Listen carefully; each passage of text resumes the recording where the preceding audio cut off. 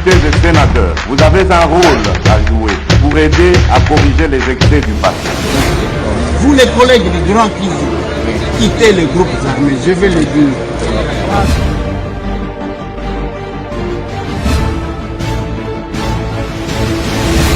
Bienvenue mesdames et messieurs, bonjour, bonsoir, ça dépend s'il est quelle heure chez vous. Nous sommes à Kinshasa, la capitale de la République démocratique du Congo, mon pays. Mon pays. Mon pays, nous sommes le 30, hein Amos, nous sommes le 30, non? Nous sommes le 30 avril 2025. Masolona de Pité, de retour na Burundi, na Uti Burundi, awa. Na distingué première dame. Donc, il faut palper du doigt la réalité. L'émission Tokolobe la Kayangwa. Tokolobe la rencontre à Doha, na Qatar. Tokolobe la Obo Eki, Oba Zwimbo Kaboy, Oba Zwimbo Kaboy, Oba Roulé Félix. Vous ne connaissez pas le Messie, taisez-vous. Je vais vous donner la version ici. Bande konangai ba papa, ba mama, ba yaya, ba leki, ba kulutu, bana. Na senga na bino, bote kelanga stress. Insomnie bote kelanga. Oto yoki ba kanji, ba zozo kisangani, bote kelangai. Bande mtu na koyebi sabino vérité. Ozo le kisatan ya kukendaka, kutambolaka, na minoko ya ba, ya ba porte-parole ya ba rwandais bozo le Satan na ebisaka bino ata soki mutu na bango moko alobi mwa vérité eza mikate ya mwamba ebimi na pochandoki o kofi ayemba parce que il faut koyeba wapi ozokende ko source na ebisaka bino. Dis-moi qui tu fréquentes, je te dirai qui tu es. Tozana ngonga ya kotala batu, comment les gens se comportent vis-à-vis de leur pays. Et puis, on constate qu'il y a un groupe d'individus qui se sont constitués comme Benemi Yamboka Nabango. Babandi Koyembe la Nanga. Nanga représente quoi? Parce que Nanga n'a jamais créé une rébellion. Nanga a rejoint une rébellion. Pona lokoso na je vous ai mis dans l'émission. Il n'y a rien de Congolais là-bas. Voilà pourquoi bazo bomaka batumi kolonio solobi babomi batumi balena gomate. Bamonika batuana bayebi Swahili te. Bango bayebi kalingala. Bakenda kotambola kuna nzalele ki bazwi matla na bango bazo kende koteka. Tango bazo kende koteka bakutani na bango. Bazo kende na matla wapi? Bango ba répondre na lingala. Bino batu bozolo balinga ya bouchi wapi o to yachi kotala bandeko na biso awa tangu bazo répondre kaka ndengo wana masasi moko masasi na mutu akwei mususu awa akwei babomi bango parce que seulement batu wana bakoti koloba Swahili te mena Goma mieux ba tolérer batu bazolo ba Kinyarwanda ke batu bazolo ba Swahili et lingala bozo mona niveau il n'y a rien à voir. Et là, comme malamu ezakuna te. Bande konangai boko vivre image. Ezana image msoko sala bino passe. Parce que j'ai trouvé Tokei na Burundi. La distinguée première dame akenda ki pona kotala ba Congolais comme ba réfugié kuna. Tokiti ba honneur nyoso ayambi yango. Tovandi après tu as effectué distance nazo banda na wana avant que na ebisa bino makambo yake bazwimbo kaboye o armée sokini bande konangai boyo kangai bien même o bazoloba et Félix Antoine Tshisekedi abenyisaka ba M23 bayaki na Kinshasa ainsi de suite. Je vais vous expliquer le kutana bangwe kolekate. Parce que ce qui fait la force ya ba Rwandais est la traîtrise de quelques Congolais. Ba Congolais ba coopérants politiques ba kotaka ako komisayo moninga bandiko kote la même na cuisine ako luka mwasi na yo aluki mobali na yo akomi master okotuna ekomi soki wapi bato ndenge wana prêt à vendre leur pays. prêts à vendre leur pays. Batunabenga les coopérants politiques. Et nous à l'action commune pour la République. Toyana politique autrement. Pas y'a coopérant. Et puis tout ce qui est ça la politique, t'as le parcours na ye. Awuta wapi, atambola ndenge nini, asala nini, akoma wapi. Donc, otali ndeko yeba ke mutu ngwaza mutu nini, quel que soit koloba. Parce que bazakana maloba moko, les escrocs comme ça, nde batu wazote kamboke pa barwande. Yango bomona kia ona Kinshasa koma kimia. Totika likaga nande konanga Israël mutombo. Oto uti na ye na voyage. Etika la kimia. Batu bakoloba te bazozo position mususu alongwawa akena mboka mususu bakende kokutana kuna oh munona ngai nazana problème te deke bokomi bazande ngwana. Les gens qui n'aiment pas leur pays. Et si nous avons créé l'action commune pour la République, to créer yango pona ko apporter vent mususu, pas vent yaba coopérant des escrocs. En politique, on ne va pas chercher l'argent, monsieur. En politique, on va servir. Aïe aïe aïe. Bande konanga, batuana nazo zonga na makamba Burundi, ne vous en faites pas. Batuana nde boyoka que non, Félix Antoine Tshisekedi abenga ka ba M23. Je vais vous dire ce qui s'était passé. Tangu chef de l'État a joué Bokonzi. Ba M23 bandi ko réclamer. Oh voilà, batindi bangwe pa ba Rwandais pour na ba raison. Tozana bakor, to signana Kabila, ndengo yeboye, il faut kaka dans le cadre de la continuité à pouvoir, il faut kaka yo au concrétiser, au réaliser nyo sur la kabiso. On a hein? Boya kasito kabine. Baye, tangu baye ateba apesi bango Gilbert Kabanda. À l'époque azalaki, je crois ministre de la Défense. Apesi bango alobi, yoka bango nanu, yoza soda. Bango ba salab makamuna bango biso to uti nanzela masasa mandu kite kene ko yoka bango tangu bayoki bango baye ba saleli mokonzi rapport mokonzi alobi jamais ça ne marchera pas avec ça ngana ko sala biloko wana te bakei ndekanda yango wana mais okoyoka batu bazanga maloba qui viennent mentir les gens sur les réseaux sociaux et vous passez le temps à les suivre. Bande konanga rendez-vous ya ba Congolais alia. Awa, le koso ezate, kope ezate, escroquerie ezate, le couteau ezate. Ici on parle Congo et en toute sincérité.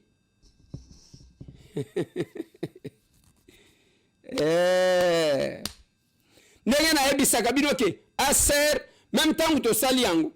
Ezalo ko le balé ce que boki busoto okomona ka ke balé ne ko bokan ezala ka ningwa bande konangae to komi na Burundi etani lobi to kamati nzela to kei à 250 km à Bujumbura soit à 17 km il y a frontière à Tanzanie. Non, à 25 km, il y a frontière à Tanzanie. 17 km, na place bazotonga camp, oh, balignez à la camp, il y a des réfugiés. Parce que si tu as besoin de ezaka kasit, bakovanda pendant un temps, bapesi bangwe sika. Et là, quand on a une émission à lobby, na lobby, waouh, biso to sala erreur. Bomoni côté, ba côté lina, côté ba keko tchabang. Donc, ba memi bango côté mususu na côté ba uti biso totika batu wana na est yango basala kabiso mabe na base arrière na bango kuna na confusion yake biso pe to komi ba congolais to komi ba congolais mikolo nyonso. Mais qu'est-ce que j'ai constaté? Quand on arrive, la population dit que depuis que tozuba likama oyo mbala liboso to mona officiel mbala liboso to mona muto ye kotala biso muto ngo ye kotala nani distinguer première dame ba accompagner ye et pas première dame ya Burundi depuis ayaki le 250 km wana na mutuka bango ba première dame mibale tozaki na bango.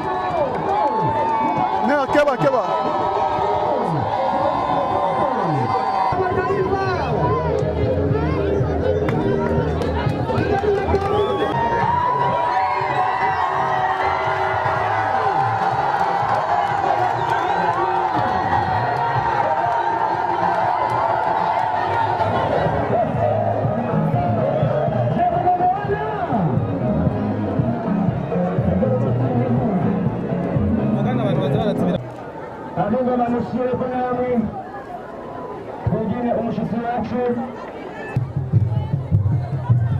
unasema viko naongea naye.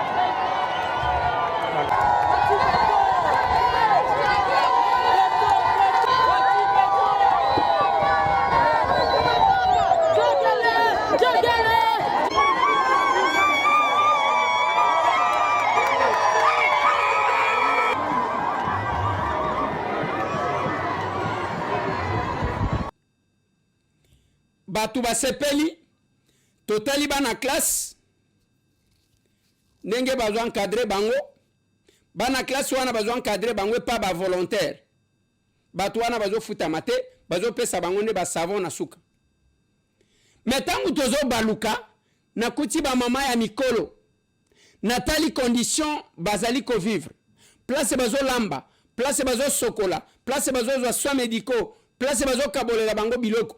On n'a pas manqué de prendre tout ça. Parce que la télé, il faut pas une possibilité à vivre le col à Bezakiwa.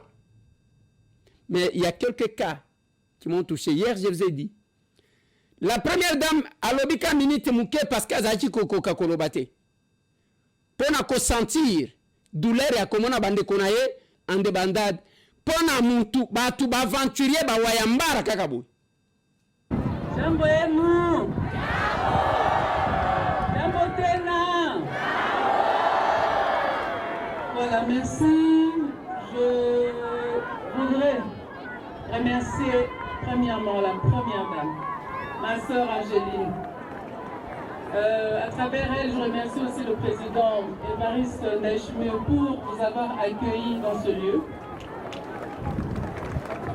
Je remercie tout le peuple burundais qui vous ont accueillis aussi dans ces lieux.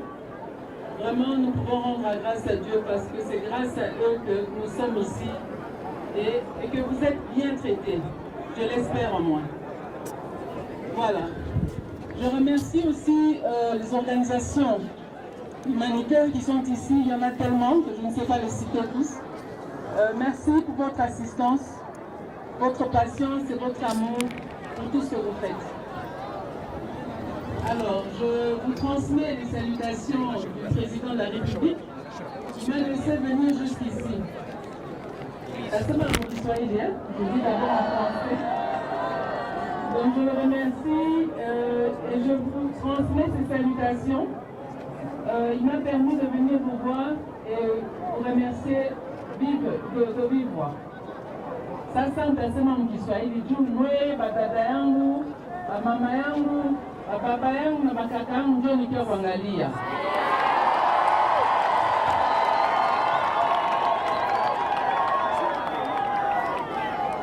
Nampigia Mungu aksanti, mimi na bakuta, mimi naona mko batu ya kufurahiwa sana. Nafurahi, mimi na yeye sema mko magumu, hii vita itaisha.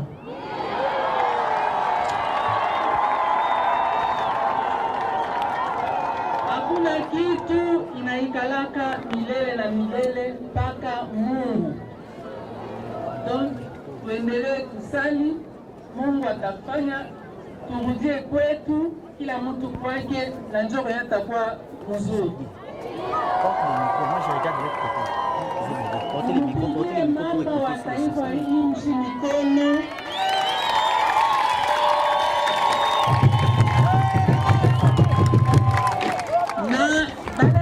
Banabatunza, banabachunga hapa maorganisme yote mbapigini hapo mikono sana. Mie nilikia kubangalia kuona namna gani mnaikala kwa msambie baba wa taifa yenjo yetu sie bote ni mwambie gisi muko na gisi atatengeneza juu mkuu kwanza bien na yuko tuna kubaki wote tunapaswa kurudia kwetu. Na siku mikono wazi nilileta chakula kidogo. Manguo jua kubasaidia hii wakati mko hapa. Kuko bon vitu mingi ya mama, ya batoto, ya baba, batu wote tuko na kitu hapa. Atuka Mungu awabariki sana. Mimi nafurahi sana niweze kuwakuta Mungu mnalia tu, mimi nafurahi, mimi naona Mungu mnacheka, mnacheka. Atuka je rends grâce à Dieu. Merci pour l'accueil. Mungu awabariki, awachunge. À bientôt kwetu. Accent. Vous avez constaté, vous avez compris, tant que vous bon, déclaration, oh, sali, nanani, na États-Unis, et ça, et à Tinate, tout le monde, et ça, bateau va critiquer, quelle est la solution? Les gens qui sont au service à Rwanda. Bateau va yembe la bateau. Lokola ba Rwanda bakoka kosala ba vidéo te basala kango na minoko ya ba Congolais nde bande ko na bino misusu wana bomonaka. Lobi na yesa kibino izan t'applaudi na place mibale. Ya liboso tangu balobi ke bana o bazakuna basala tout pour que basala l'examen d'état. Babeti maboko. Je félicite monsieur l'ambassadeur de la RDC o azakuna parce que école consulaire ya RDC ils allaient coexister avec les mêmes systèmes. Deuxième fois, il y a qui va applaudir. Tango balobi na bango, même ngai, bokoyo katango na zolo bana bango na lobi, chef de l'État zo bunda, pour que kimia ekota ya libela, bongo bozonga na mboka na bino, babeti maboko. Tous ces Congolais bozo mona kuna, posa na bango eza ya bazonge pa na bango. Eza bazonge pa na bango. On doit remercier le gouvernement burundais. Parce que modèle Bayambi Bande Konabiso, na moment le plus difficile, Koyamba Bato Belendengwan. Le respect au Bazanango. Et là, on a conseillé na Bande Konabiso, oui, vous avez réfugié, ils en ont biloko misusu te ko simba lokola na ndaku, mais bo toléré yango. Parce que to yokaki ba plainte ke biloko misusu tozo mona yango tozo zoate ezokende na banzela mususu na lobi na bango bo patienter bo za la calme eza conséquence ya bitumba nyonso tu wana nanga et na bana nyonso tu ba lobi na biso 71 000 oui lobi na lobaki 17 000 c'est 71 000 parce que 17 000 les a 17 000 familles 71 000 personnes ne bazakuna 52% eza bana. J'ai vu une dame. Oyo abote ki mwana na ye akufi bakundie sur place. Un jeune garçon ceux qui a 26 ans akufi ba kundie sur place parce qu'il n'y a pas de morgue. Des fois problème ya kisi. Ils ont se posé. Ils ont se posé au point où bazolo bananga ceux qui ont qui fièvre OK kuna pour que ba pesa yo kisi bazolo bakene ko sokola mai. Entre-temps maladie zomata. J'ai trouvé cet enfant. Déplacé beaucoup comme Tema Passi. Mwana wana na kuti. Aziki, soki ozotala libumu na eza ya kovimba. Natuni mama mwana, aziki ndenge nini. Alobi ozomona azobela. Tokendaki na ye na hôpital. Pembeni mutu azaji kolamba mwana azui déséquilibre akwei talandenga ziki. J'ai pris les peu d'argent que j'avais, je lui donnais. Et ndenge tokendaki eza la collègue nanga Eric Chikuma eza la Israël Mutombo mutu a dépensé mbongo muke pona kosunga batu wana a dépensé $4,000 4,000. Parce qu'il faut tell awa au komona ba problème ba kanyonso est important pour nous intervenir. Mutu a dépensé mbongo muki a dépensé $4,000. Ce qui donne c'est le cœur. oui mama pesi biloko biloko ezawan mais tango ozokota na kota kiti na kati ozomona nazo solo na bango bazo expliquer ngai ata biloko bango bazo lia bazo donc vous sentez que bato bazana problème. Voilà conséquence. Il y a bato bazo yebisabino que ce sont des libérateurs. Ti lelo bazo kanga bato ba singa na makoro ba jembisi bango babomi bango. Et là où Dieu les confond, les gens qu'ils envoient comme renfort, bazaliko c'est livré na FRDC parce que aventure wane ko kende wapi. Nazo tunabino, oui, bazui village boy. Après ba ko kende wapi. Bako kende wapi. Et na déclaration de principe o basalaki. O to bengi accord de principe. O basalaki. Je vous ai démontré que nous avons gagné, nous sommes gagnants. Nakati wana bozoka bazolo bake Kagame azalaka na lokoso ya minere ya Congo. Et le monde a su que muto lokoso nde muyibi yeyo. Kagame qu'on approché pas pona kovandisa ye lelo Kagame balakisi musapi. Et ceux qui kimeli kuna c'est parce que les sanctions l'attendaient. Attention qui nenga lobaki ceux qui veulent me sanctionner, allez au diable, allez en enfer. Sima kinimbango.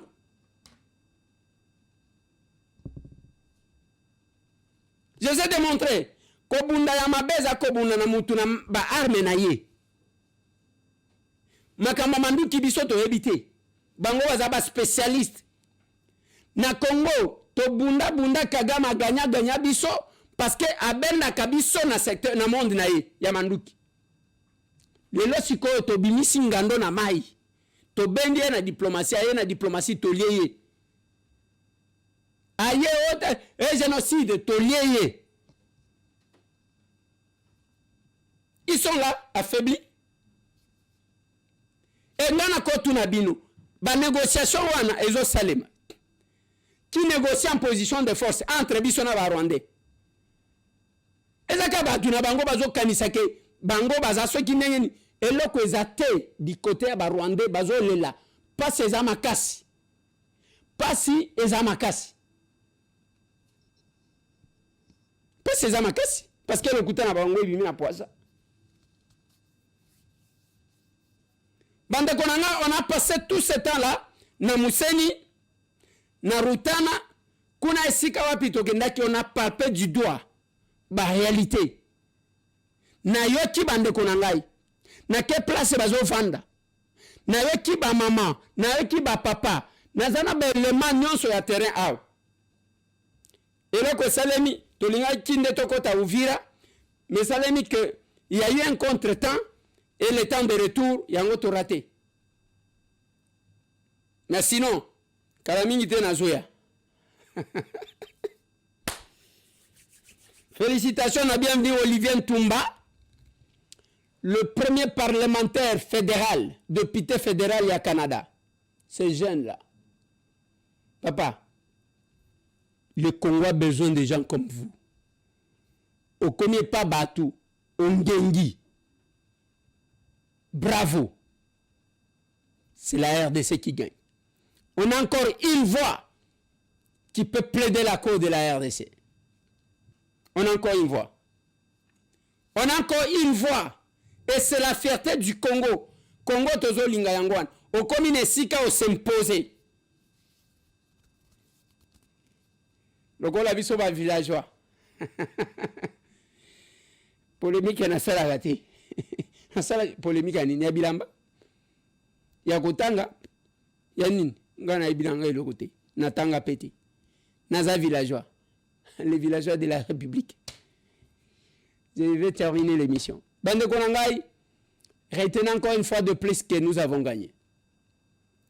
Photo ya lelo na Qatar yango wana bisimo azapi nanga zapi okolo banangande ko les tozoka makambu bazo sala eza chantage pour que bacha bangoka comme débat tikali kaka na niveau ya RDC na Rwanda bazo mitu na bango bakosuka wapi nde yango bazo sala chantage bazo sala. Je vous ai prévenu hier, j'ai dit na bawazalendo na FRDC Faites attention parce que Batouana, Basi Balembi, Zoluka Basala Carnage Yasuka. Je vais terminer par une information importante qui vient de m'arriver à Goma. Merci beaucoup pour l'information au Bouti Kotine de Langa Siko. Boébinin, les vice-gouverneurs, Papa Bol Kelangai, image ya vice-gouverneur wana ya Rwanda wana o ya Zaji Koloba, ngana Koloba ka Kenya Rwanda. Wana moi mobile wana. Azo vivre lisusu na Goma te. Parce que l'administration canadienne va zo traquer, étant donné qu'il a la nationalité canadienne, Akimi Goma a commis qu'on vivre na Rwanda. Parce que l'unité que Batoubaza a la preuve, tous ces gens-là, on va faire tout. Toko saisir Bamboka Bishika Bauti. Kalamingi te boko na Belgique et na France. Akimi Goma a commis qu'on vivre na Rwanda. Parce que Batouni est comment un sujet canadien, un citoyen canadien qui négocie la bitumba. Bazamouke. Bandekonanga, il avait fini. Il est capable. Le samedi, nous avons encore l'échange patriotique et le parti qui respire. Je dois féliciter la fédération à l'Omami, Maître Kanyama.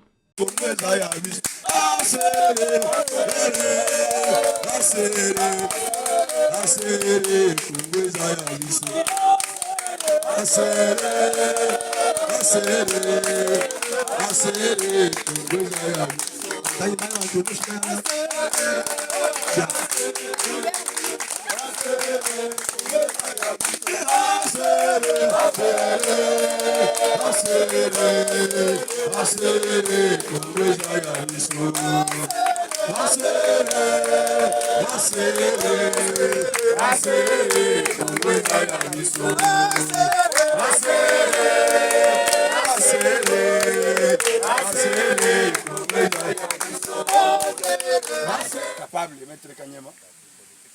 Parti politique et association. Quand il dit qu'il y a un attends, tu veux que l'ongula. Quand on parle de l'ongula, la mouée. Il y a un l'ongula moutou mushima. Aïe, un l'ongula moutou. Un l'ongula moutou, c'est un tambour un peu chier lié.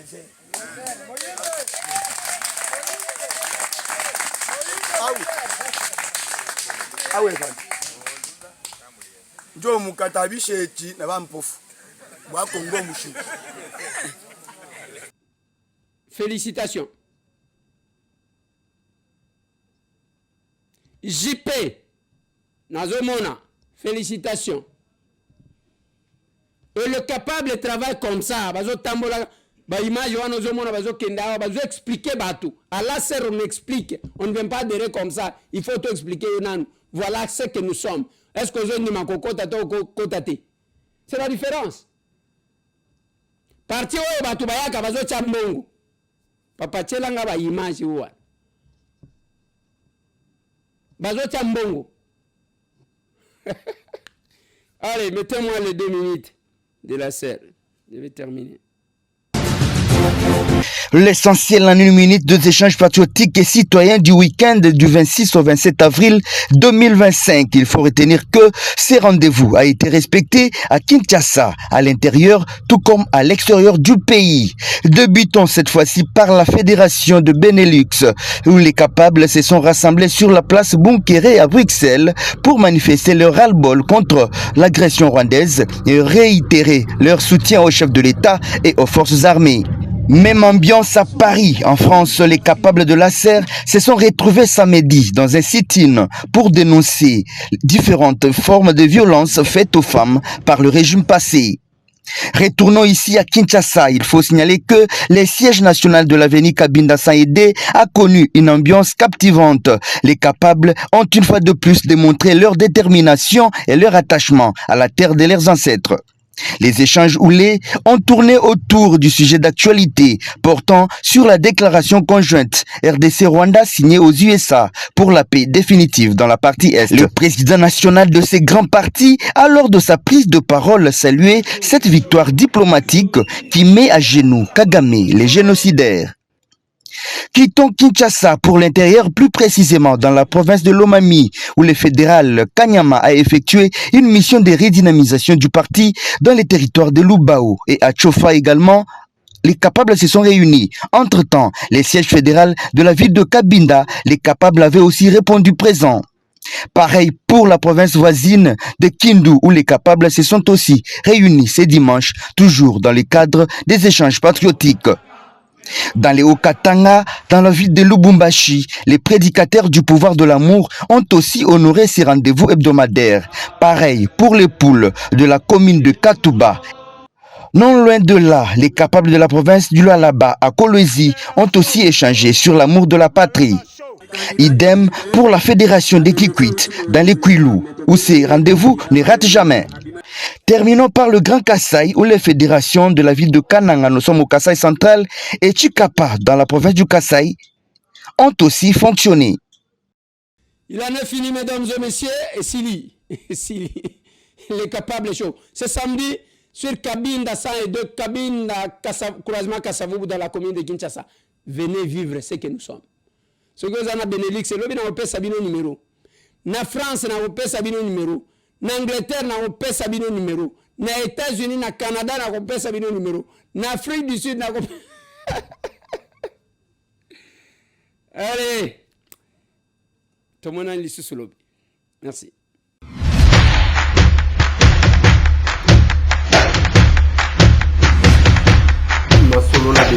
Honorables députés et sénateurs, vous avez un rôle à jouer pour aider à corriger les excès du passé. Vous les collègues du Grand Kivu, quittez les groupes armés, je vais le dire.